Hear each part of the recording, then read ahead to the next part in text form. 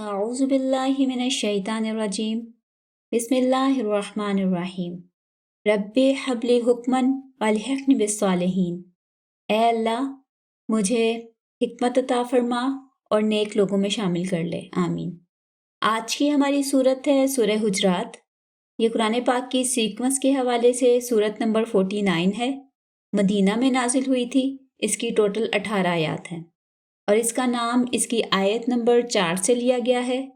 لفظ حجرات جو ہے یہ حجرہ کی جمع ہے، جس کا مطلب ہوتا ہے پتھر سے بنا ہوا کمرہ۔ اس صورت میں اللہ کا تقوی اختیار کرنے کا حکم دیا گیا ہے اور تقریباً 5 مقامات پر اس کا ذکر آتا ہے۔ صورت کے مضامین کے حوالے سے آیات کی ڈسٹریبیوشن دیکھ لیتے ہیں۔ آیت نمبر 1 سے 8 تک نبی صلی اللہ علیہ وآلہ وسلم کا احترام کرنے کے حوالے سے مسلمانوں کو کچھ ہدایات دی گئیں۔ آیت نمبر 9 سے 10 تک مسلمانوں کے 2 گروہوں کے درمیان لڑائی کی صورت میں حکم ہے۔ آیت نمبر 11 سے 12 میں معاشرتی زندگی کے حوالے سے ضروری احکام ہیں۔ آیت نمبر 13 سے 15 میں اسلام اور ایمان میں فرق واضح کیا گیا۔ آیت نمبر 16 سے 18 تک بدوؤں کا نبی صلی اللہ علیہ وآلہ وسلم پر احسان جتلانے پر اللہ کی طرف سے جواب ہے۔ اس صورت میں مسلمانوں کی معاشرتی زندگی کے بنیادی اصول بیان کیے گئے ہیں اور پوری صورت میں ٹوٹل 8 احکامات آئے ہیں۔ اس صورت کو 3 بڑے حصوں میں تقسیم کیا جا سکتا ہے۔ پہلے حصے میں رسول صلی اللہ علیہ وآلہ وسلم کی عزت و احترام کے حوالے سے مسلمانوں کو خاص ہدایات دی گئیں۔ دوسرے حصے میں مسلمانوں کو ایک دوسرے سے کیسے سلوک کرنا ہے، ایک دوسرے کو کیسے ٹریٹ کرنا ہے، اس حوالے سے بتایا گیا۔ اور تیسرے حصے میں 6 مختلف ہدایات دی گئیں معاشرتی نظام کے حوالے سے۔ اس صورت کے آغاز میں بھی بدوؤں کے رویے پر تنقید کی گئی ہے اور آخر میں بھی، اور اس کے علاوہ اس صورت میں صحابہ کرام کی شان میں بہت ہی خوبصورت آیات نازل ہوئی ہیں۔ اور اگر اس صورت کو شروع سے دیکھیں تو پہلے حصے میں رسول صلی اللہ علیہ وآلہ وسلم کی عزت و احترام کے حوالے سے مسلمانوں کو خاص ہدایات دی گئیں۔ اس سلسلے میں ایک واقعے کی روایت بھی ملتی ہے کہ ایک دن رسول صلی اللہ علیہ وآلہ وسلم کی موجودگی میں حضرت ابوبکر صدیق اور حضرت عمر رضی اللہ تعالیٰ عنہما کی آپس میں کسی بات پر بحث ہو رہی تھی کہ ان کی آوازیں بلند ہو گئیں۔ اسی اثناء میں یہ آیات نازل ہوئیں کہ اے لوگو جو ایمان لائے ہو، اپنی آوازوں کو رسول کی آواز سے بلند نہ کرو اور ان کے سامنے آگے بڑھ کر نہ بولو، یعنی ان کی بات نہ کاٹو اور انہیں ایسے نہ بلاؤ جیسے تم آپس میں ایک دوسرے کو مخاطب کرتے ہو، یعنی ان کا اپنا ایک مقام ہے اور وہ اللہ کے رسول ہیں، اس بات کو ہمیشہ ذہن میں رکھو۔ ایسا نہ ہو کہ ان کی شان میں گستاخی کر بیٹھو، تو ایسے میں تمہارے سارے اعمال ضائع ہو جائیں گے اور تمہیں پتہ بھی نہیں چلے گا۔ جب یہ آیات نازل ہوئی تو ایک صحابی جن کی قدرتی طور پر آواز بہت بلند تھی، جب انہوں نے یہ آیات سنی تو خود کو گھر میں محصور کر لیا۔ 2-3 دن جب رسول صلی اللہ علیہ وآلہ وسلم کو وہ دکھائی نہ دیے تو پوچھنے پر پتہ چلا کہ انہیں اندیشہ ہے کہ کہیں ان کے اعمال ضائع نہ ہو جائیں کیونکہ ان کی آواز آپ سے بلند ہے۔ تو اس پر حضور صلی اللہ علیہ وآلہ وسلم نے ان کو میسج بھجوایا کہ یہ اس ریفرنس میں نہیں کہا گیا، یہ ان کی تو مطلب قدرتی طور پر آواز بلند ہے تو اس میں ان کا تو کوئی قصور نہیں ہے، تو ان سے کہو کہ وہ مسجد آنا شروع ہو جائیں۔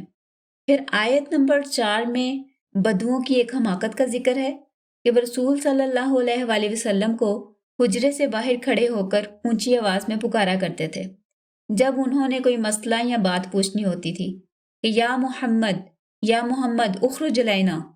تو اللہ تعالیٰ کو یہ بات جو ہے وہ بہت بری لگی، یعنی ناپسند آئی کہ یہ حضور صلی اللہ علیہ وآلہ وسلم کی عزت کے حوالے سے مناسب بات نہیں ہے۔ اور یہاں تک کہ پورے قرآن میں اللہ تعالیٰ نے کبھی رسول صلی اللہ علیہ وآلہ وسلم کو یا محمد کہہ کے نہیں پکارا، یعنی ان کے احترام کا اتنا زیادہ اللہ تعالیٰ اہتمام کرتے ہیں۔ یعنی جیسے باقی کچھ رسول پیغمبروں کو اللہ تعالیٰ نے یا کے ساتھ پکارا ہے، جیسے یا آدمو، اور اسی طرح یا عیسیٰ، یا موسیٰ، یا ابراہیم، لیکن رسول صلی اللہ علیہ وآلہ وسلم کو پورے قرآن میں کہیں یا محمد کے الفاظ نہیں استعمال کیے ان کے لیے۔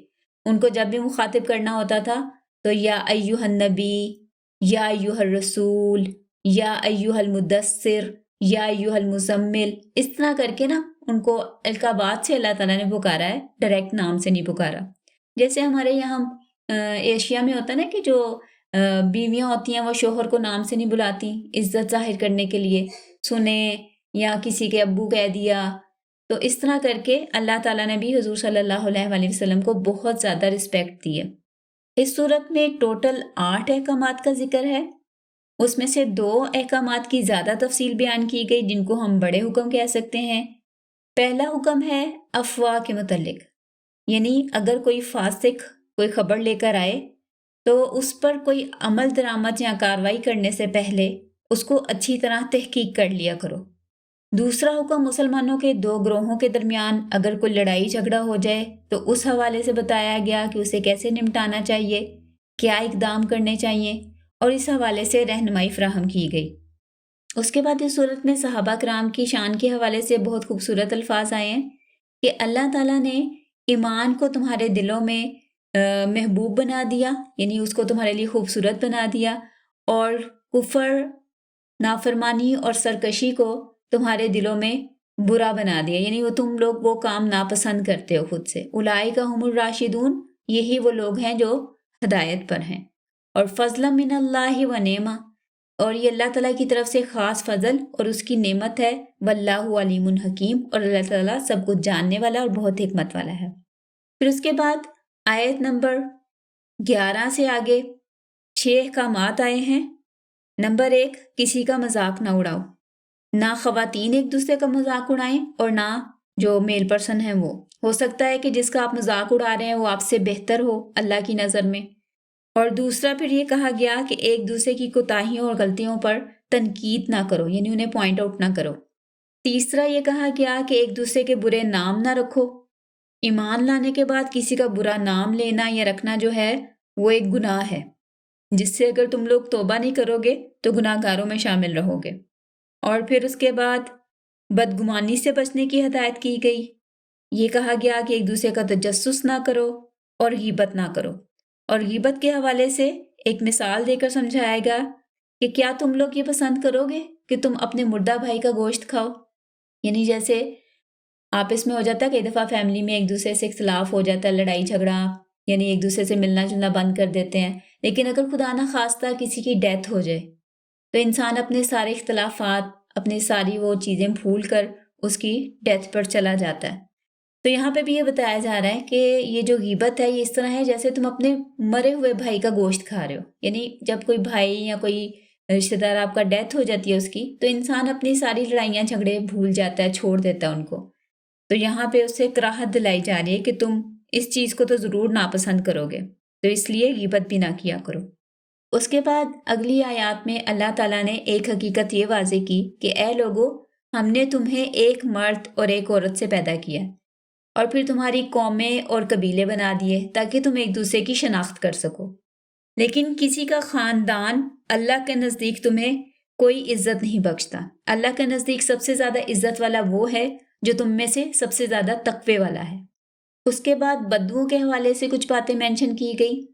یہ بدو کہتے ہیں رسول صلی اللہ علیہ وآلہ وسلم کو کہ ہم ایمان لے آئے، تو اللہ تعالیٰ نے کہا کہ انہیں کلیئر کر دو کہ تم یہ نہ کہو کہ ایمان لے آئے، بلکہ تم یوں کہو کہ تم لوگ اسلام لے آئے۔ یعنی یہاں سے یہ پتہ چلتا ہے کہ ایمان اور اسلام یہ 2 علیحدہ چیزیں ہیں۔ اسلام جو ہے وہ اس کا بیسک لیول ہے کہ کلمہ پڑھ کے انسان اسلام کے دائرے میں داخل ہو جاتا ہے، اور ایمان جو ہے یہ دلوں کے اندر کی چیز ہے۔ یعنی جب آپ کو اللہ تعالیٰ کے احکامات، اللہ تعالیٰ کی تقدیر، ہر چیز پر دل سے ایمان ہو جائے، یقین ہو جائے، تو وہ ایمان کہلاتا ہے۔ لیکن ساتھ ہی اللہ تعالیٰ نے کلیئر کیا کہ اگر تم لوگ اللہ اور رسول کا حکم مانو گے تو اللہ تعالیٰ تمہارے اعمال میں سے کچھ بھی کم نہیں کرے گا، اور اللہ بہت بخشنے والا اور رحم کرنے والا ہے۔ پھر اس کے بعد مومنوں کی ڈیفینیشن بتائی گئی کہ مومن تو صرف وہ لوگ ہیں جو اللہ پر اور رسول پر ایمان لاتے ہیں، اور پھر اس کے بعد اس میں کسی قسم کا شک نہیں کرتے، یعنی کسی شک میں نہیں پڑتے، اور اللہ کے راستے میں جہاد کرتے ہیں اپنے مالوں سے اور اپنی جانوں سے۔ یہی لوگ سچے ہیں، یعنی سچے مومن ہیں۔ اس کے بعد دوبارہ بدوؤں کے حوالے سے ذکر آتا ہے کہ کچھ بدو جو تھے وہ رسول صلی اللہ علیہ وآلہ وسلم پر احسان جتلاتے تھے کہ ہم لوگ اسلام لے آئیں، تو اللہ نے کہا کہ انہیں کہہ دو کہ میرے پر اپنا یہ احسان نہ جتلاؤ کہ تم اسلام لے آئے ہو، بلکہ اللہ نے تم پر احسان کیا ہے کہ تمہیں اسلام کی ہدایت دی۔ ایمان کی ہدایت دی۔ اور پھر سورت کے آخر میں بتایا گیا ان اللہ یعلم غیب السماوات والارض واللہ بصیر بما تعملون، یعنی اللہ تعالیٰ غیب کی ساری باتیں بھی جانتا ہے، جیسے ہمارے دلوں کے اندر جو خیالات ہوتے ہیں، کسی کے بارے میں بدگمانی ہے، کسی کے بارے میں تجسس ہے، تو اللہ تعالیٰ ہر چیز جانتا ہے، غیب کو بھی جاننے والا ہے، چاہے وہ الفاظ میں ہم ادا کریں یا نہ کریں۔ اور دوسرا یہ کہ اللہ تعالیٰ ہمارے تمام اعمال، ہماری ساری حرکتیں جو ہیں وہ دیکھ رہا ہے۔ تو یہ تھی ہماری سورہ حجرات کا خلاصہ اور اس کے حوالے سے کچھ اہم باتیں۔ اس کے ساتھ ہی آج کا لیسن فنش کرتے ہیں۔ سبحانک اللہم و بحمدک نشہد ان لا الہ الا انت ونستغفرک ونتوب الیک۔